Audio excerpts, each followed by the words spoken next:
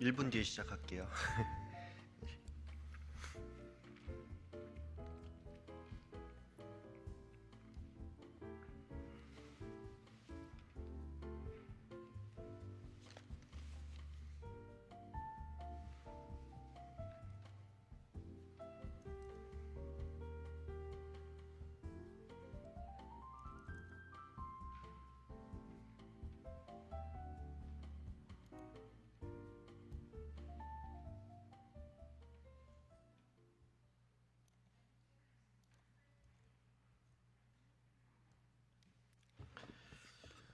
예, 한 주 평안하셨죠? 네, 고난 주간이어서 또 특세도 오시고 또 많이 피곤한 와중에 또 이렇게 수업에 참여해 주셔서 감사합니다. 오늘 하이델베르크 요리문답 6강을 할 건데요. 오늘도 조금 분량이 많아요. 그래서 시간이 좀 오버될 수 있다는 것을 좀 미리 좀 말씀을 좀 드리고 바로 좀 강의를 시작하도록 하겠습니다. 지난 시간 강의를 이제 좀 요약을 할게요. 저희 항상 강의 시작 전에 저희가 어디쯤 왔는지 항상 말씀을 드린다고 했죠. 그래서 지금 저희가 참된 위로 가운데 복된 인생으로 살고 죽기 위해 무엇이 필요한가 1문, 2문에서 이제 질문을 전제가 시작이 되고 죄와 비참함이 얼마나 큰지 알아야 됩니다. 3문, 11문 하죠. 그리고 2부가 우리가 이제 올 상반기 때 이제 강의 동안 다룰 게 이제 12문에서 85문까지인데 나의 모든 죄와 비참함으로부터 어떻게 구원을 받는가 지금 여기에 지금 하고 있어요. 하고 있는데 지난 시간에는 이제 우리가 이제 사도신경을 계속 보고 있잖아요. 사도신경 보고 있는데 그 중에서도 지금 성자 하나님에 대해서 살펴보았습니다. 특별히 지난주에는 이제 성자 하나님의 그 사역 중에서 낮아지심, 그러니까 비천이라고도 불려요. 비천에 처하는 것을 좀 살펴봤는데 이 낮아지심은 또 이렇게 또 구분이 가능하죠. 성육신이 낮아지심의 시작이고 고난받고 십자가 형벌을 받으시고 죽으시고 장사되셔서 음부에 내려가셨다. 여기까지가 낮아지심의 그 내용이라고 이제 배웠죠. 그래서 오늘부터는 이 성자 예수님의 높아지심에 대해서 좀 알아볼 겁니다. 높아지심에 대해서 알아보고 그다음에 성령 하나님까지 오늘 좀 볼 건데 양이 조금 돼요. 그래서 시간을 좀 제가 좀 빠르게 좀 진행을 할 수 있도록 하겠습니다. 이제 성자 예수님과 성령님을 알아볼 건데 오늘은 이제 45에서 52문까지는 높아지심에 대한 승귀라고 불러요. 승귀라고도 불리고 높아지심이라고도 하는데 높아지심에 대한 설명이 45에서 52문까지고 그 내용을 세부로 보면은 부활하셨고 승천하셨고 하나님 보좌 우편에 앉아 계시고 좌정하시고 그 다음에 온 세상을 심판하러 오신다라는 그 내용으로 구성이 되어 있습니다. 그 다음에 이제 53문에서 58문까지는 성령님에 대해서 이제 좀 알아볼 거예요. 그래서 성령님과 우리의 성화에 대한 설명을 이제 알아볼 건데 제가 이 사도신경 시작하면서 성부, 성자, 성령 이 구조로 돼 있다라고 말씀을 드렸죠. 뭐 기억이 안 나시겠지만 이렇게 돼 있습니다. 그래서 성부 하나님은 우리의 창조와 관여가 돼 있고 성자 하나님께서는 우리의 구속과 그 다음에 이 성령 하나님께서는 우리의 성화와 연관이 돼 있다 하는데 이 성령을 믿사오며 그 다음에 거룩한 공예와 성도가 서로 교통하는 것과 죄를 사하여 주신 것과 몸이 다시 사는 것과 영원히 사는 것을 믿사옵나이다라고 돼 있죠. 그래서 성화에는 그 구체적인 내용이 거룩한 공예, 성도의 교통, 죄의 용서, 몸의 부활, 영생을 믿는 것이 다 들어간다라고 할 수가 있습니다. 그러니까 이게 좀 주의를 해야 될 게 이 성화와 관련해서 이 성령께서 이 일을 하신다라는 거죠. 그러니까 거룩한 공예를 믿는 것, 성도의 교통을 믿는 것, 그다음 죄의 용서를 믿는 것, 몸의 부활을 믿는 것, 영생을 믿는 것, 이 모든 것들이 나의 어떤 의지나 노력이나 결단에 의해서 이루어지는 것이 아니라는 것입니다. 당장 죄의 용서만 봐도 그렇죠. 나를 보면은 죄의 용서에 대한 확신이 도무지 들지가 않아요. 왜냐하면 나는 죄의 용서를 받았다는데 왜 나는 별로 변화되는 게 없는 것 같지라는 생각이 들리죠. 그래서 성령을 의지하여서 이것들을 다 믿을 수가 있다라는 것입니다. 자, 이제 바로 45문을 들어갈게요. 45문은 이제 성자 하나님의 높아지심의 시작인데 제가 문을 읽도록 하겠습니다. 그리스도의 부활은 우리에게 어떤 유익을 줍니까? 첫째, 그리스도는 부활로서 죽음을 이기셨으며 죽으심으로써 얻으신 의에 우리로 참여하게 하십니다. 둘째, 그의 능력으로 말미암아 우리도 이제 새로운 생명으로 다시 살아났습니다. 셋째, 그리스도의 부활은 우리의 영광스러운 부활에 대한 확실한 보증입니다. 이 그리스도 부활에 대해서 좀 얘기를 하자면, 부활의 이 사전적인 의미는 죽었다가 살아난다라는 것이죠. 근데 이게 단지 죽었다가 살아나는 게 중요한 게 아니라, 이 그리스도의 부활이 굉장히 특별한 것은 예수 그리스도께서 그냥 죽었다 살아난 게 아니라 죽음을 이기고 부활을 하셨다라는 사실입니다. 이 죽음을 이겼다라는 게 어떤 의미냐? 죄의 삭시 뭐죠? 사망이죠. 죽음이죠. 그러니까 죽음을 이겼다라는 것은 이 속죄 사역, 그러니까 죄의 삭시 사망이니까 그것에 대한 속죄 사역을 완전하기 때문에 이 죽음을 이기고 부활을 했다라는 겁니다. 이 나사로가 죽었다가 살아났죠. 그리고 야이로의 딸이 이렇게 죽었다가, 회당장 야이로의 딸이 죽었다가 살아났고, 또 뭐 구약 시대 보면 엘리야가 이제 막 다시 살리고 막 이렇게 했지만 이게 사실 그렇게 큰 의미가 있지는 않아요. 근데 이 사람들은 죽음을 이기고 일어난 게 아니라 또다시 죽었잖아요. 또다시 죽었기 때문에 예수의 부활은 죽음에 대한 승리이기 때문에 이게 우리에게 의미하는 게 뭐냐? 성도 동안 우리가 영원한 생명을 얻게 된다라는 것을 의미합니다. 믿지 않는 자들에게 있어서 이 부활은 굉장히 허무맹랑한 이야기예요. 그러니까 못 믿죠. 막 창조도 못 믿는 것처럼 이렇게 부활은, 이게 자유주의 신학자들도 못 믿는데, 믿지 않는 자에게 부활은 그냥 거짓말일 뿐이고, 또 제가 역사적인 믿음이 있다라고 그랬죠. 그냥 사실로서만 받아들이지 의지나 감정으로서 받아들이는 게 아니라, 그래 하나님 계셔 뭐 이렇게 인정하는 게 역사적인 믿음이라고 그랬죠. 그래서 이 역사적인 믿음에 그치는 사람은 부활은 그냥 뭐 팔레스타인 지역에 2000년 전쯤에 있었던 그런 사건이다, 그냥 이렇게 이해를 하는데, 성도에게 있어서 부활은 이 단순한 사건도 아니고 거짓말도 아니고 참된 사실이며 무엇보다 우리에게 완전한 승리를 의미를 합니다. 부활절이 다가오고 있죠. 그래서 부활절이 우리의 승리를 의미하는 거예요. 그래서 우리에게도 큰 기쁨이 된다라는 것이죠. 성탄절도 중요하지만 부활절이 정말 중요해요. 부활절이 진짜 어떻게 보면 성탄절도 중요하지만 뭐 사실 불탄일도 있잖아요. 그렇게 치면은 석가탄신일도 있잖아요. 근데 석가 부활절은 없거든요. 그러니까 부활절이 정말로 중요합니다. 저희는. 자, 그다음에 그리스도의 부활은 우리 부활의 보증이다. 그러니까 우리 부활의 그 보증이 뭐냐?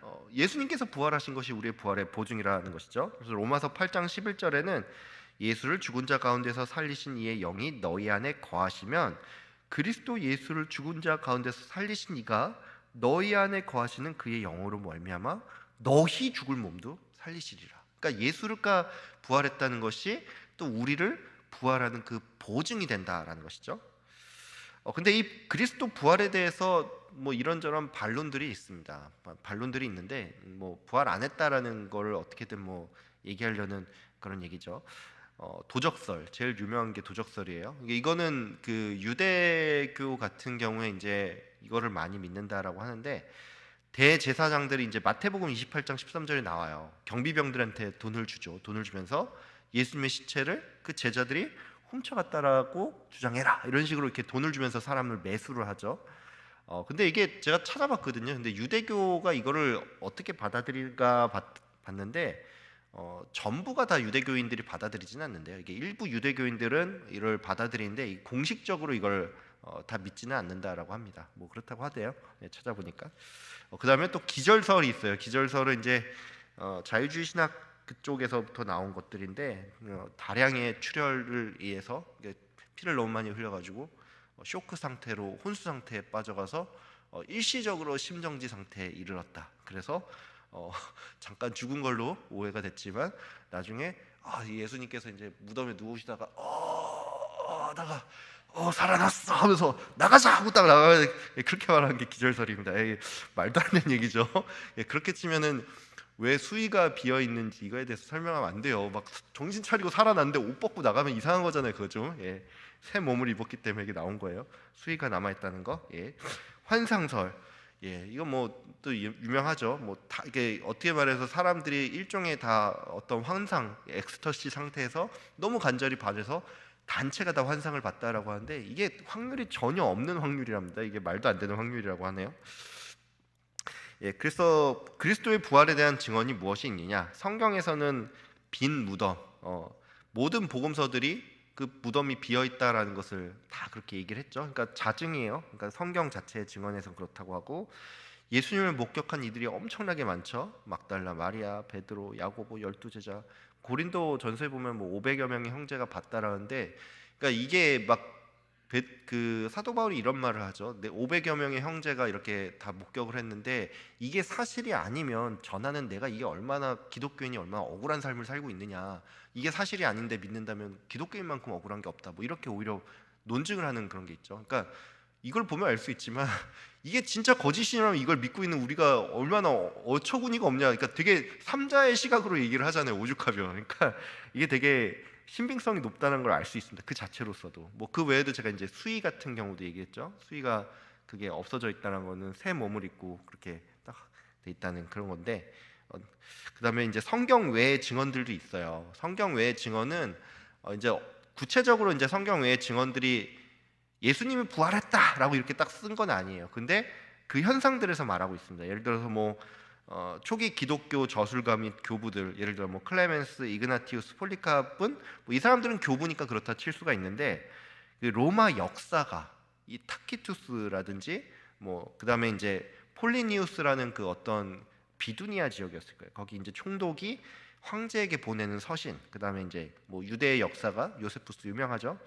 이 사람들이 뭐라 그랬냐면 부활했다라는 내용을 직접적으로 적진 않아요. 적진 않았는데 예수의 처형이 빌라도 총독 아래 있었다는 것을 역사적으로 사실이라고 그렇게 증언을 하고, 그 다음에 그 이후에 많은 추종자들이 살아나서 예수님의 부활을 믿었고 예수를 신으로 숭배한다라는 그 현상에 대해서 얘기를 했대요. 그러니까 그 현상이 실제로 있었다라는 것에 대해서 말하는 거죠.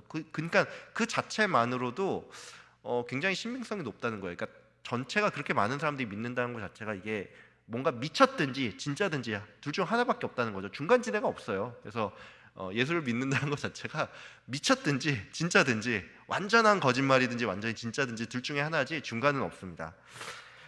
그러면 이제 이 예수 그리스도의 부활이 이게 신자에게 주는 유익이 무엇이냐? 여기 이제 답의 문답에 나와 있는데, 첫 번째가 그 부활로 말미암아 우리가 의에 참여가 된다는 것이죠. 그 다음에 의에 참여할 뿐만이 아니라 거룩에도 참여를 합니다. 그리고 예수 그리스도의 부활 때문에 우리의 부활을 확신을 한다라는 것이죠.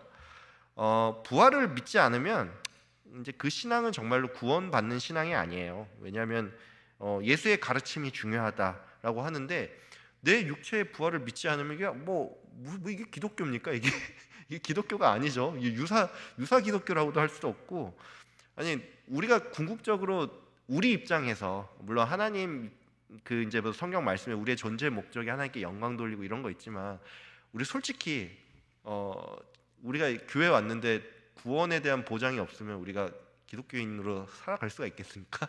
없죠. 예, 우리가 하나님의 영광을 위해서 산다라고 하는데 구원은 확신할 수 없어라고 하면은 우리는 아무도 교회 나올 수가 없어요. 근데 부활을 믿지 못한다는 거는 구원 얻는 신앙이 그러니까 아니라는 것이죠.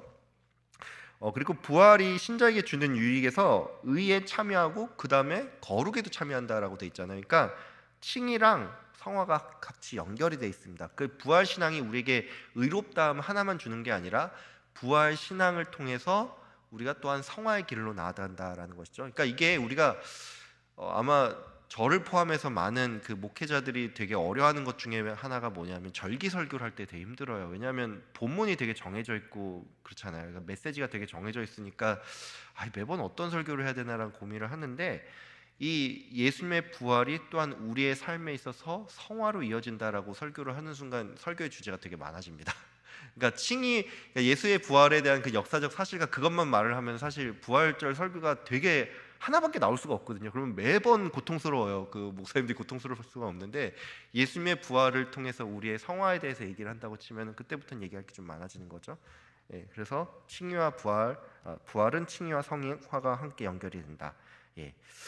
부활은 우리가 좀 기억을 해야 될 게 과거에 있었던 사건, 그러니까 예수님의 과거에 있었던 사건 또는 미래에 우리가 일어날 그런 역사적 사건만을 의미하지 않습니다. 부활이 우리에게 새 생명을 주면서 우리를 변화시키는 능력이 된다라고 했죠. 그러니까 칭의와 성화는 우리가 점진적 성화로서 우리 삶 가운데 이루어지고 현재 이루어지고 있잖아요. 그래서 우리를 변화시키는 능력이다. 그러니까 우리가 의지로 변할 수가 없습니다. 그러니까 우리가 구할 때 예수님 부활하신 예수님의 그것을 의지하여 구하니 주님 저를 불쌍히 여겨주시고 거룩한 길로 나아갈 수 있도록 주님께 의지하는 우리가 좀 됐으면 합니다. 자, 다음 장 46문 나가 있습니다. 하늘에 오르셨고라는 말로 당신은 무엇을 고백합니까?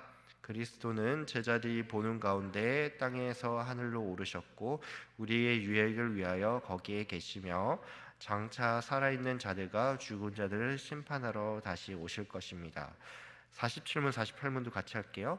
그렇다면 세상 끝날까지 우리와 함께 있으리라는 그리스도의 약속은 어떻게 됩니까?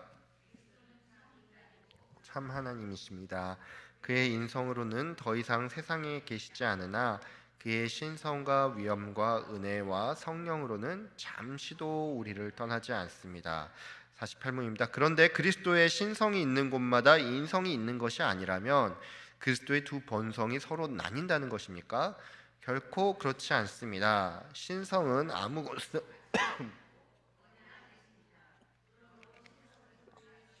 인성을 초월함이 분명하며 그러나 동시에 인성 안에 거하고 인격적으로 결합되어 있습니다.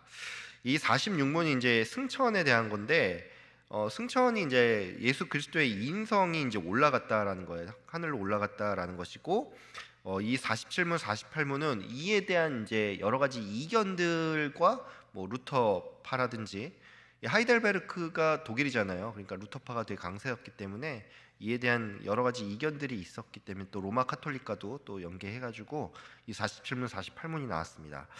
그래서 이제 이 그리스도의 인성에 대한 견해 차이가 있어요. 이제 개혁파 같은 경우는 그리스도의 인성은 승천하셔서 하늘에 계시다라고 그렇게 얘기를 하는 반면에 루터파는 제가 말을 했죠. 그리스도의 인성 자체가 우리의 이해랑은 좀 다르다 그랬죠. 그리스도의 인성이 그냥 인성이 일반 인성이 아니라 신성이 뭔가 첨가된 인성이기 때문에 신성은 온 세상에 편재할 수가 있거든요. 그러니까 인성에 신성이 첨가가 됐기 때문에 그리스도의 인성이 온 세상에 편재한다라고 얘기해요. 이게 또 성만찬까지 이어져요. 그러니까 공제설로까지 또 이어지는데 그래서 이제 개혁파 같은 경우에는 일위이성이라고 해가지고 일위, 그러니까 성자의 위격에 두 본성이 섞여 있지 않아요. 구별되게 존재하지만은 서로 상호 교류한다라고 얘기를 하고, 루터파는 일위이성이 맞는데 그리스도의 인성은 일반적인 인성이 아니라 신성이 더해진 인성이다. 그러니까 조금 나쁘게 말하자면 좀 짬뽕돼 있는 인성이에요. 뭔가 그러니까 예를 들어 짬짜면 이렇게 있으면 딱 칸막이 나눠가지고 이렇게 한 게 아니라 뭔가 좀 버무려져 있는 그런 이런 비유하면 좀 이상하긴 하지만 그런 상태라고 루터파는 좀 그렇게. 그래서 제가 지난번에 얘기했었죠. 예수님께서 물 위를 걸어가시는 것에 대해서 루터파와 개혁파의 이해가 다르다는 게, 개혁파는 예수 그리스도의 인성이 물 위로 걸어간 거는 신성이 인성을 떠받친 것이다라고 얘기를 하는 반면에 거기는 인성 자체에 신성이 있기 때문에 그 능력이 특별한 인성이기 때문에 걸어간다라고 얘기를 해요. 그 차이가 있는 거예요. 예. 자, 루터파는 왜 그러면 이런 이해를 하느냐, 왜 이렇게 이해를 하느냐 하면은 마태복음 28장 20절에 보면 내가 끝날까지 항상 함께 있으리라 이런 말 있죠. 그리고 두세 사람이 내 이름으로 모인 곳에 나도 그들과 가운데 있느니라 이런 말씀들이 있죠. 그래서 이거를 근거로 그리스도의 인성이 지금 편재해 있다라는 식으로 그렇게 얘기를 합니다. 근데 개혁파는 어떻게 얘기하느냐? 물론 마태복음 28장 20절, 18절, 20절을 동시에 봤지만 항상 함께할 수 없다라는 그런 구절 또한 이제 근거를 합니다. 예를 들어 이런 거죠. 그 가난한 자들은 항상 너희와 함께 있거니와 나는 항상 너희와 함께 있지 아니하리라 이런 말씀하시죠. 그리고 내가 떠나가는 것이 너희에게 유익이라. 그러니까 보혜사를 보내면서 이런 말씀하시죠. 그리고 또 여기에도 이런 말이 있어요. 내가 아직 잠시 너희와 함께 있겠노라라는 이런 말을 하죠. 그러니까 떠나신다는 걸 전제를 하고 말씀을 하신 거예요. 그러니까 인성은 분명히 떠나신다라는 것이죠. 근데 이제 루터파 같은 경우는 이제 이 부분을 받지를 않아요. 이 부분을 받지를 않고 우리는 이제 개혁파는 이제 그런 입장에서 동시에 봤습니다. 그러면 이제 개혁파와 루터파 간에만 갈등이 있었냐? 그렇지 않아요. 개혁파 안에서도 성만찬과 관련한 이 갈등이 있었습니다. 성만찬 갈등이 뭐가 있었냐면 제네바와 이 쥐리의 대립이 있었어요. 제네바는 뭐냐면 우리가 칼빈의 영향을 많이 받은 게 제네바 지역이고, 쥐리는 찌빙글리, 찌빙글리의 그 영향을 받던 지역인데, 칼빈과 이게 그 찌빙글리가 조금 주장이 달랐어요. 찌빙글리는 뭐냐면 기념하는 거다, 그냥 상징일 뿐이다, 이건 진짜 기념이다, 기념하는 거다라고 기념서를 주장을 했고, 칼빈은 뭐냐면 예수님의 육체가 오지는 않지만 신성과 그 어떤 영으로서 우리에게 임해서 은혜를 주신다라는 그런 입장을 취했어요. 근데 이게 보세요, 이 찌뱅길리 입장에서 볼 때 칼빈은 어떻게 보면 그거예요. 왜냐하면 루터파는 공제설을 얘기했잖아요. 이거 할 때 그러니까 이 포도주라고 할게요. 포도주라고 할 때 이 포도주 자체가 변하진 않지만 이거를 성찬을 할 때 예수님의 그 피가 이 여기 뭐 옆에 막 근처에 다 붙는다, 뭐 이렇게 함께 임한다라는 식으로 이렇게 가르쳤단 말이죠. 근데 영적 임재는 인성이 오는 건 아니지만 영이 임한다라고 얘기를 하니까 기념서를 주장하는 입장에서 볼 때는 이 칼빈이 약간 세미 루터파처럼 보일 수가 있다라는 것이죠. 뭔가 뭐 이거 할 때 온다라고 자꾸 얘기를 하니까 뭔가 좀 그렇게 세미 루터파가 루터파처럼 좀 보일 수가 있다고 해가지고 이 둘 사이에도 약간의 갈등이 좀 있었습니다. 그래서 이 칼빈이 어떻게 했냐면은 이 쥐리 협의를 통해서 이 개혁교회 안에서 나름의 그 합의를, 신조를 이루어내요. 그래서 어떻게 보면은 이제 그 영적인 인재설 쪽으로 좀 가깝게 그렇게 됐죠. 참고로 이 칼빈주의의 기원에 대해서 좀 얘기를 좀 더 해볼 수가 있는데, 제가 이제 말씀드렸지만 루터의 도시는 비텐베르크였어요. 비텐베르크, 독일 안에서 비텐베르크였고, 쯔빙글리는 지금으로 치면 이제 스위스죠. 쥐리에 이제 주로 거기에서 활동을 했는데, 둘 다 독일어를 썼죠. 독일어를 썼는데, 루터의 도시인 비텐베르크가 이 쥐리를 공격을 했어요. 근데 자기들을 공격을 하니까 쥐리는 이 비텐베르크가 싫겠죠. 그래서 여기를 좀 멀리를 했는데, 칼빈은 좀 약간 사람이 좀 대인배 경향이 있었대요. 그래가지고 굉장히 여러 사람과 좀 대화를 하려고 하고 설득을 하려고 했는데, 이게 오히려 또 쥐리 입장에서 볼 때는 이 칼빈이 뭔가 좀 이렇게 변절자 같아 보이기도 하고, 자꾸 이 루터란든가 좀 확인을 하고 뭔가 합의를 하려는 게 좀 못마땅해 보였다라는 것이죠. 그래서 이제 이걸 좀 감지를 하고 칼빈이 우리 먼저 통일을 해야겠다 해서 제네바에서 쥐리까지 찾아갔대요. 근데 이게 굉장히 먼 거리입니다. 왜냐하면 이제 우리가 뭐 얘기를 하겠지만 이게 프랑스에서 이제 스위스까지 간 거기 때문에 되게 멀었는데, 저도 이거 교수님이 얘기해 주셨는데 그 참고로 이 칼빈이 걸어다니는 종합 병동이었다는 소리가 있어요. 그 몸이 진짜 약했고 자녀들도 엄청 많이 다 죽었고 그랬는데, 칼빈이 치질이 그렇게 심했다라고 합니다. 그래서 걷는 게 되게 힘들었는데, 걷는 것 자체가 되게 힘들었는데 쥐리 협의를 위해서 제네바에서 쥐리까지 갔대요. 뭐 그런 얘기를 해주시더라고요. 그래서 굉장히 재밌는 얘기 있습니다. 그래서 사실 1549년 전까지만 해도 칼빈주의라는 말이 없었고, 그때는 오히려 찌빙글리가 좀 더 이 선두주자였기 때문에 그때는 찌빙글리주의라는 말이 더 있었대요. 근데 취리 합의를 이 칼빈이 오히려 주도해서 좀 이끌어내니까 이제 루터가 좀 열받은 거죠. 왜냐하면 우리랑 뭔가 협의할 것처럼 하더니만 지들끼리 먼저 저렇게 하네? 라고 하니까 화가 나서 그때부터 칼빈주의자다라는 말을 그렇게 쓰기를 시작했답니다. 그래서 이 처음에 이 칼빈주의라는 말은 비하의 의미가 담겨 있었대요. 그래서 루터파가 이 개혁파를 비난하기 위해서 이런 말을 했습니다. 엑스트라 칼비니스트쿰. 이게 이제 엑스트라, 바깥에라는 의미인데, 칼비니스트, 칼빈주의자 바깥에 있다라는 말을 했는데, 이게 무슨 말이냐면 예수님의 신성은 칼빈주의자 밖에 있다라고 말해서 이 오늘날 개혁주의자, 이 칼빈주의자들을 비하하기 위해서 썼습니다. 그래서 이 사람들이 뭐라 그랬냐면 칼빈주의자들은 성경 위에 서지 않고 칼빈 위에 선 사람들이라고 이렇게 비난을 했다라고 합니다. 이 47, 48문은 그렇기 때문에 이 루터란과의 대립, 또 이런 대립 때문에 그 배경 때문에 쓰여졌어요. 그래서 이 쥐리 제네바뿐만이 아니라 독일 전역에서 항상 사람들이 만나면 그리스도의 인성이 온 세상에 편재하냐 아니면은 정말 하늘에 계시냐, 이거에 대한 맨날 논쟁이 있었다라고 합니다. 그래서 1529년에 1차 마르크부르크 회의에서 루터파랑 츠빙글리가 먼저 이제 공제설과 기념설을 가지고 논쟁을 했고, 그다음에 2차 이 협의는 1555년에 이때는 이제 개혁파의 칼빈과 불링거가 좀 주도를 해서 공제설과 영적 임재설에 대한 2차 성만찬 논쟁이 있었습니다. 그리고 8년이 지났죠. 예. 그러니까 협의가 안 된 거예요. 결국 2차 논쟁이 있었지만 협의가 안 된 상태에서 그때 사람들마다 만나면 맨날 얘기하는 게 막 마치 여당이냐 야당이 이런 거 얘기하는 것처럼 막 얘기를 하니까 63년에 하이델베르크 요리문답서가 딱 만들어지면서 아예 그냥 딱 못을 박은 거죠. 인성은 하늘에 계시다. 뭐 이런 거에 대해서 아예 설명을 하기 위해서 46, 47, 48문을 쭉 만들었습니다. 참고로 독일 교회 같은 경우에 지금도 그렇대요. 개혁파 교회는 쯔빙글리 판 번역본 성경을 읽고 루터파 교회는 루터 번역본 성경을 읽는다라고 그렇게 얘기를 하더라고요. 예. 확인한 사실은 아니고 제가 교수님한테 들었던 이야기입니다. 예. 이 예수님 승천과 관련해서 좀 더 살펴볼 부분이 있는데 이 승천에 대한 성도의 마땅한 반응은 무엇이냐? 먼저는 역사성을 믿어야 합니다. 그러니까 실제로 일어났다라는 것이죠. 부활과 좀 다른 지점이에요. 부활 같은 경우에는 부활한 것을 제자들이 실제로 봤나요, 못 봤나요? 못 봤죠. 예, 부활하고 이후에 빈 무덤을 보았지만은 실제로 부활하는 과정을 못 봤지만 승천은 실제로 예수님이 나 올라갈게 하면서 딱 올라간 거 다 봤잖아요. 그러니까 이 승천의 역사성을 우리는 믿어야 됩니다. 그 다음에 승천에 보면은 이 승천이 다르다는 거예요. 승천한 걸로 치면은 에녹도 승천했어요. 엘리야도 승천했죠. 근데 이 사람들의 승천은 사실 보면은 와 대단한 일이다 하지만 우리와 직접적으로 연관성은 없잖아요. 우리에게 이 승천이 우리에게 주는 의미가 없지만 이 사람들은 그냥 우리는 승천하지 않고 대부분 이 땅에서 죽기 때문에 이게 영향이 없는데 예수님의 승천은 우리에게 궁극적으로 뒤로 가면 속죄 사역까지 다 이어지기 때문에 우리에게 이유가 있다.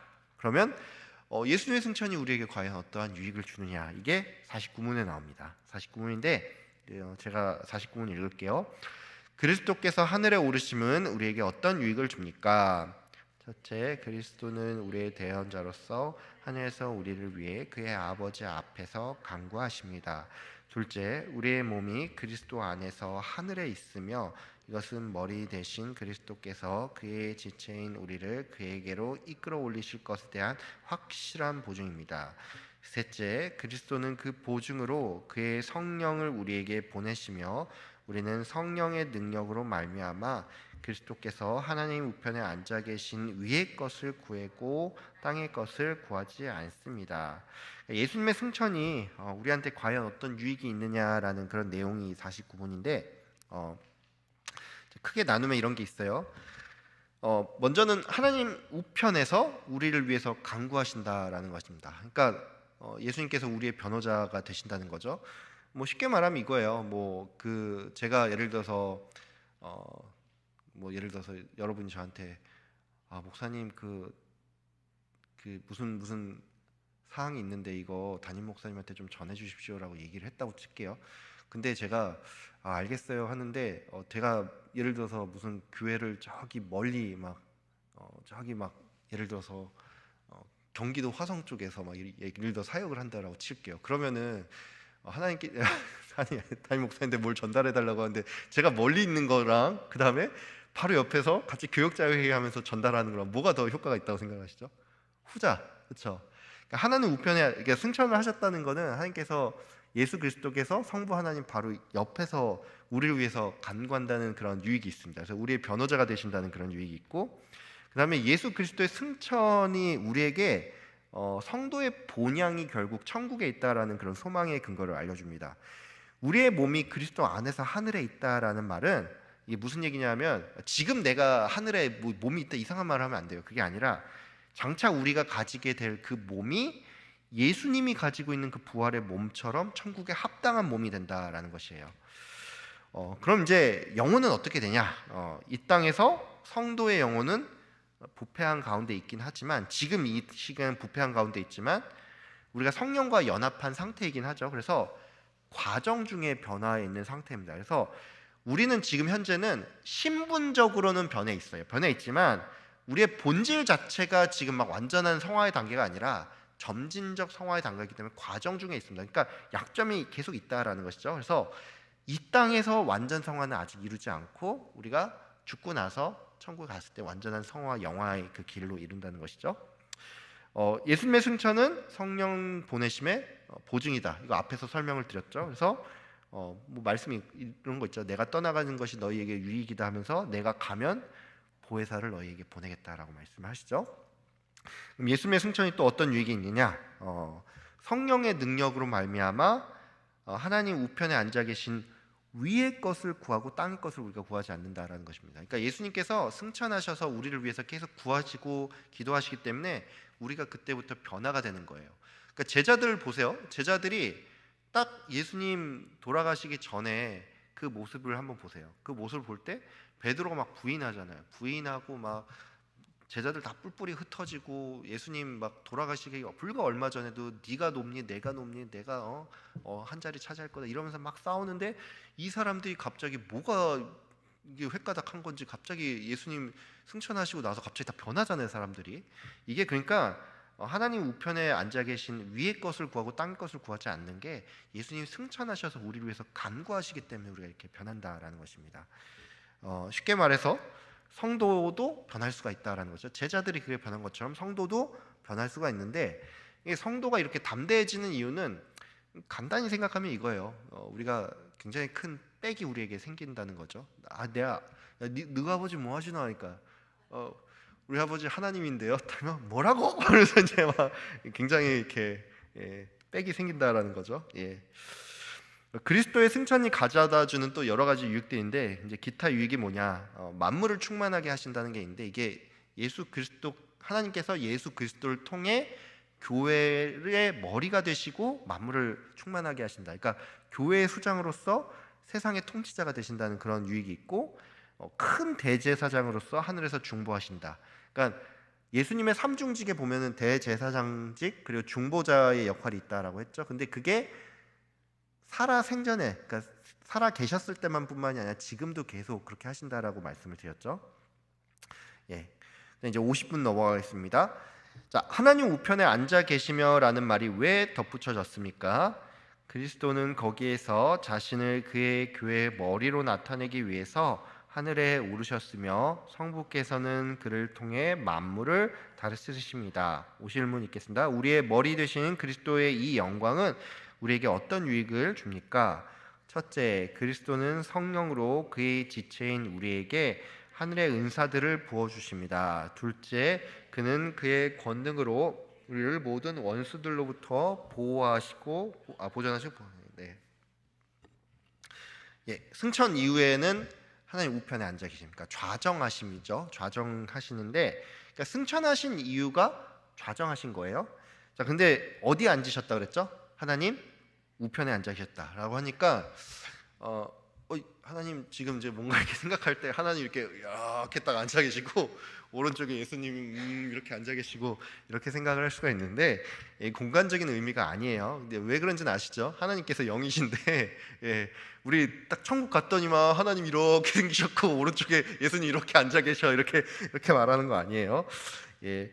그럼 이 오른편이란 말, 우편이란 말은 왜 쓰였냐라고 생각을 할 수가 있어요. 근데 이 고대 사회에서는 이 오른쪽이 이제 일반적으로 힘과 권위와 영예와 축복, 신뢰, 친밀함 등을 상징하기 때문입니다. 그러니까 오른손이 그러니까 물론 왼손잡이도 있지만 일반적으로 오른손잡이 훨씬 더 많죠. 그래서 오른손이 힘이 있다고 해서 힘 뭐 이런 걸 상징을 하고 이게 권력자의 오른편 같은 경우엔 그래서 이 권위가 있는 최고 권위가 있는 사람 그다음에 힘을 위임받는다는 그런 의미가 있었다라고 합니다. 그래서 뭐 귀한 손님들이 왔을 때 중요한 인물들이 왔을 때는 왕의 우편에 앉게 했고 또 축복을 베풀 때 오른손으로 축복을 베풀었죠. 그다음에 예수님이 제자들이 자리 다툼을 할 때 야고보 세베대의 아들 야고보와 요한의 어머니가 와가지고 한 명은 우리 아들, 한 명은 당신의 오른편에, 한 명은 왼편에 앉게 해주세요. 왼편 먼저 얘기하지 않죠. 오른편 먼저 앉게 얘기해달라고 했죠. 그래서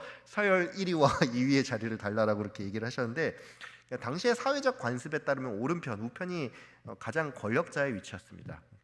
요약을 하자면 하나님 우편이란 말은 하나님의 존엄과 영광과 위엄을 상징한다라고 할 수가 있어요. 근데 이 우편 관련해서 제가 잠깐 여담을 좀 하자면 이 조선 시대에 보면 우리나라에 삼정승 제도가 있었잖아요. 그래서 영의정, 좌의정, 우의정이라고 하는데 이게 그 당시로 치면 우리로 치면 지금 국무총리급이라고 하더라고요. 지금 우리나라 국무총리급은 헌법재판소장부 들어가고 대법원장 들어가고 총리 들어가고 또 뭐 하나 들어간대. 그렇게 되는데 그때는 영의정, 좌의정, 우의정이 국무총리급이었대요. 그래서 이게 서열이 어떻게 높으냐? 영의정이 최고예요. 그러니까 국무총리라고 하고 그 다음에 우리나라는 좌의정이 먼저입니다. 특이하죠. 하나의 우편이라고 했는데 여기는 우리나라는 좌의정 먼저, 우의정이 그 다음인데 이게 왜 그러냐면 임금이 남쪽을 딱 바라보고 맞은편에 영의정이 있는다고 생각하고, 이게 실제로 이렇게 독대에서 하진 않아요. 근데 그 왕은 남쪽을 바라볼 때 남쪽 기준으로 남쪽을 바라보는데 왼쪽이 그럼 동쪽이죠. 동쪽이잖아요. 동쪽인데 동쪽에서 해가 뜨잖아요. 해가 뜨기 때문에 여기서 이제 양의 기운이 시작이 되기 때문에 동쪽을 일반적으로 더 높게 쳤다고 합니다. 그래서 좌의정이 순서가 우선이었고 그 다음에 우의정이라고 하죠. 우리나라 보면은 좌우라고 말하죠. 우좌라고 얘기 안 하죠. 그게 이제 그런 맥락이 있다라고 하더라고요. 그래서 뭐 영의정은 모든 국정을 총괄하는 어떤 일종의 국무총리 역할을 했고, 좌의정은 그 영의정 부라고 생각하면 돼요. 영의정을 보좌하면서 전반의 행정 업무를 감당하고, 우의정은 뭐 이제 군사, 사법, 건설 뭐 이런 분야를 관여를 했다라는 것이죠. 자, 이거는 뭐 여담이었는데, 자, 우편에 앉아 계신다는 건 이제 다른 표현으로 하면 좌정하신다라고 할 수가 있어요. 그러니까 예수님께서 승천하신 이유 자체가 좌정하시기 위함입니다. 그러니까 좌정이라는 거는 뭐냐? 그냥 앉아서 가만히 쉬겠다라는 게 아니라 예수님의 좌정 뭐냐면 앉아서 이제 제대로 일을 하겠다, 그러니까 통치를 하시겠다라는 의미를 가지고 있습니다. 그래서 예수님이 승천하신 이유는 죄송한 말이지만 일하기 위해서 가신 거예요. 예, 열심히 일한 당신 떠나라, 놀아라 이게 아니라 열심히 사역 그 공생의 기간 동안 고통받고 힘드시고 사역 열심히 하셨는데 또 올라가서 일을 하시고 계십니다. 얼마나 참 쉬지 않으시는 하나님이죠. 예, 저는 좀 쉬어야 되는데 예, 성부 하나님께서는 예수님을 통해서 만물을 다스리세요. 그러니까 예수님이 교회의 머리가 되고 교회를 통해서 세상을 다스린다라는 거죠. 그래서 세상은 보통 세상이 있으니까 교회가 있다라고 얘기를 하는데 교회는 말씀을 기준으로 얘기를 할 때는 교회가 먼저이고 교회를 통해서 세상을 다스리는 개념입니다. 그래서 나중에 이제 집에 돌아가서 에베소서 1장 20절에서 23절 한번 묵상을 해보세요. 예, 이게 이런 내용입니다. 그러면 그리스도께서 좌정하셔서 어떤 일을 하시나 이제 그걸 물어볼 수가 있죠. 첫 번째로 성령으로 그의 지체인, 그러니까 예수님의 지체죠. 지체인 우리에게 하늘의 은혜를 부어 주십니다. 뭐 하늘의 은혜가 굉장히 많죠. 뭐 은사라고도 표현을 하는데 뭐 고린도전서 12장, 13장, 로마서 12장, 에베소서 4장 이런 것들 보면 쭉 이렇게 엄청나게 많은 것들이 나오죠. 그래서 이 은혜라는 것은 어떤 특정한 능력이나 은사만을 의미하지 않고 뭐 영적인 축복, 성품의 변화, 뭐 직분을 포함을 하고 있고, 이 모든 것들이 결국은 교회의 성장과 연합을 위해서 존재한다라는 것이죠. 그러니까 우리가 살면서 받는 복들도 있잖아요. 이 모든 것들도 다 포함이 됩니다. 그리고 좌정하셔서 뭘 하시냐? 성령으로는 우리에게 은혜를 부어주시고 권능, 그 강한 능력으로서 우리를 모든 원수로부터 보호하고 보존하십니다. 예. 자, 52문 넘어가겠습니다. 그리스도께서 살아있는 자들과 죽은 자들을 심판하러 오실 것은 당신에게 어떤 위로를 줍니까?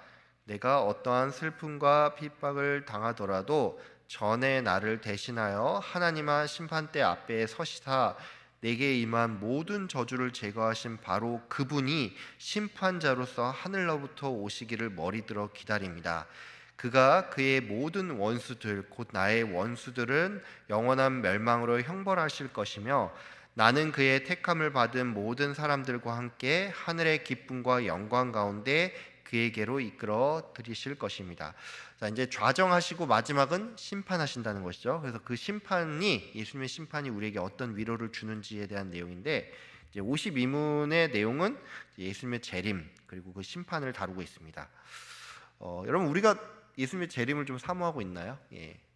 이 재림 설교 요즘 잘 안 하는 것 같아요. 이게 재림 설교 잘못하면 좀 약간 이단으로 몰려서 그런 걸 수도 있지만, 가만히 생각해 보면은 우리가 옛날 신앙의 선배들에 비교할수록 우리가 좀 재림에 대해서 좀 많이 사모를 안 하는 것 같은 느낌이 들 때가 있어요. 근데 왜 그런가 가만히 생각해 보니까 물론 요즘도 삶이 고달프고 힘들죠. 힘든 건 마찬가지인데 절대적 빈곤이나 절대적 힘들었던 그런 순간을 생각했을 때 과거보다 지금이 훨씬 더 살만한 건 사실이에요. 뭐 상대적인 빈곤, 상대적 어려움은 더 심해지고 뭐 경쟁도 되게 심하긴 하지만 옛날보다 지금이 살기가 편해진 건 맞습니다. 그러니까 사람들이 요즘 좀 재림을 좀 사모를 좀 안 하는 것 같아요. 그래서 우리가 재림을 좀 사모하는 그 마음이 있어야 된다라는 생각이 좀 드는데, 그럼 왜 예수님께서는 재림을 하시는가?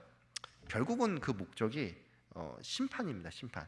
재림의 목적은 심판. 끝나기 때문에, 세상 끝날 날 심판하기 때문에 오는 건데, 심판을 누가 기다리는가라고 생각을 한번 해볼게요. 심판을 누가 기다릴까요? 심판 받는 거 좋은 사람 있습니까? 없어요. 근데 내가 심판의 대상이 아니다라고 느끼는 사람은 심판이 괜찮습니다. 왜? 나는 심판 받지 않으니까. 또는 심판을 받더라도 좋은 판결이 날 거를 확실히 아는 사람은 심판이 두렵지가 않죠. 그 다음에 또 심판을 기다리는 사람은 이런 사람이에요. 아우, 세상 다 썩었어. 저것들 다 진짜 정의와 공의로 심판을 당해야 돼요. 나라는 왜 이 모양 이 꼴이야? 도대체 세상이 너무나 기울어져 있어. 뭐 이런 생각 들 수가 있죠. 예. 예수님께서도 보면은 뭐 본디오 빌라도한테 심판을 받았는데 공정한 심판이었습니까? 아니었죠. 다 기울어진 심판이었어요. 우리가 세상을 살다 보면은 와, 여기는 썩으면 안 되는데 여기까지 썩었네 싶은 것들을 많이 보니까 나라가 엉망이라고 느낀다든지 뭔가 세상이 엉망이라고 느끼면 이 심판을 기다린다라는 것이죠. 그래서 예수님의 심판은 이 두 가지 조건을 모두 만족을 시킵니다. 첫 번째로 나는 심판의 대상이 아니에요. 그러니까 그 심판을 받는다고 해서 내가 판결이 나쁘게 나오는 게 아니라 도리어 내 억울함을 풀고 의롭다함을 얻을 수 있는 심판이기 때문에 나는 심판을 기다린다는 것이죠. 두 번째로 예수님의 심판은 정의와 공의의 심판으로 모든 그 원수들은 멸하시고 나는 택함 받은 자로서 하늘의 기쁨과 영광 가운데 그에게로 들어간다라는 것이죠. 그러니까 우리는 심판을 기다리는 자라는 것이죠. 그래서 이 심판으로 오신다는 것의 유익이 바로 우리에게 그런 거다. 우리에게 이런 유익이 있다라는 것이고, 우리가 조금 주목할 표현이 있어요. 뭐냐면 위에 보면 전에 나를 대신하여 하나님의 심판대 앞에 서신 분이 다시 재판장으로 오신다라고 돼 있죠. 그러니까 재판을 받으셨던 분이 재판장으로 오세요. 이게 이렇게 하니까 이게 되게 놀라운 겁니다. 나 대신 고난을 받았던 분이 이제 재판장으로 오신다는 게, 이걸 비유로 하자면 이런 거예요. 심판관님, 저희 아이는 아무런 죄가 없습니다. 제가 대신 죄를 당하겠습니다. 이렇게 했던 우리 어머니가 있었는데, 어머니가 어느 날 딱 최종 심판에 대신 대법원장으로 딱 왔어요. 그냥 제가 재판장입니다 라고 하면은 이게 어땠겠어요? 우리 자녀 입장에서 나는 무죄가 확정이다라는 그런 느낌이 들죠. 이게 되게 놀라운 겁니다. 세상에서 무죄 확정은 어떤 사람에게 분노를 일으킬 수도 있지만 우리에게 무죄 확정은 굉장히 감격스러운 것이죠. 또 예수님께서 불의한 재판을 많이 당하셨기 때문에, 이게 무슨 얘기냐면은 내가 불의한 걸 당했기 때문에 나는 너희들을 확실하게 공의롭게 재판하겠다라는 이런 마음이 올 수가 있다는 것이죠. 그래서 재판을 받으셨던 분이 재판장으로 오셨다는 건 우리에게 이런 감격이 있다는 것입니다. 그러면 심판받을 대상은 누구인가? 심판받을 대상은 산자랑 죽은 자, 그러니까 모든 사람이 심판을 받습니다. 사람만 받는 게 아니에요. 천사들도 마지막에 다 심판을 받습니다. 이게 되게 중요해요. 심판이 있다는 걸 잊고 살면 안 돼요. 죽으면 끝이 절대로 아닙니다. 이 세상에 보면은 여러 가지 담론들이 있죠. 포스트 모더니즘이라는 요즘 말도 안 써요. 다 모두가 다원화가 됐기 때문에 이런 말도 이제, 이런 말이 유행을 했을 때는 이런 게 완전히 오지 않았다라는 거거든요. 오히려 우리가 1980년대, 90년대 포스트 모더니즘 이런 말 되게 많이 했는데 요즘 그런 말 잘 안 쓰잖아요. 왜냐? 모든 사람이 포스트 모더니즘화 됐기 때문에 굳이 쓰지 않습니다. 세속적 인본주의, 이미 다 세속적 인본주의가 깔려 있어요. 자연주의 다 깔려 있고 실존주의가 다 깔려 있습니다. 그래서 이 사상들이 너무 깊이 우리 세상에 지금 만연하고 있는데, 이러한 사상들은 그냥 죽음 이후에 대한 그 담론 자체를 아예 안 해요. 그건 이후에 형이상학적인 세계인데 그걸 왜 얘기하냐 그래서 아예 얘기를 안 하거나, 아니면 인간 죽으면 끝이지, 소멸이지, 이런 식으로 얘기를 하면서 이 심판에 대해서 아예 언급 자체를 안 하게 말하고 하는데, 심판이 반드시 있다라는 것이죠. 모든 인간은 심판을 받는다. 그러면 또 심판받을 대상은 누구냐? 모든 인간인데 의인들과 모든 원수들. 중간지대 없어요. 의인과 원수들, 중간에 애매한 사람들 없습니다. 의인과 원수들밖에 없습니다. 그래서 이 원수의 심판은 영원한 멸망으로 형벌하신다라고 써 있어요. 이 위에 보면 그렇게 써 있는데, 그 하이델베르크 요리문답 그 독일어 원본에 보면은 영원한 멸망으로 형벌하실 것임이 아니라 뭐라고 되어 있냐면 정죄로 던지신다라고 표현을 하고 있어요.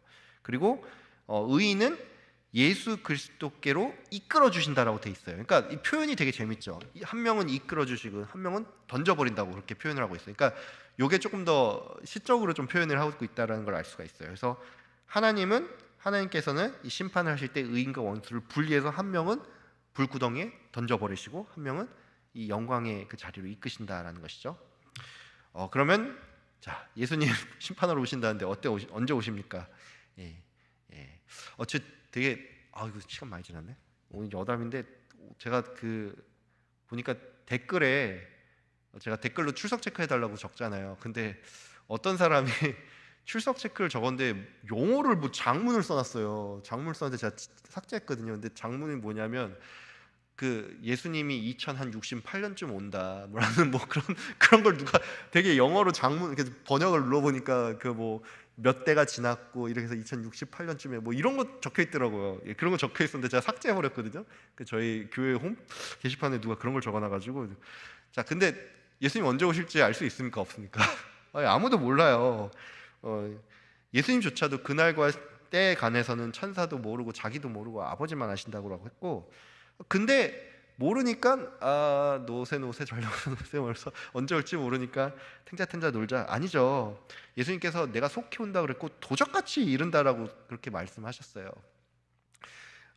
제가 말씀드린지 모르는데 저희 아버님이 장인어르신이 이제 목사님이시거든요. 은퇴하신 지 오래되시긴 했는데 이제 집에 가면은 화장실 앞에 영어로 이제 perhaps today라는 이걸 붙여 놓으셨어요. 아마 속히 오실 수 있다.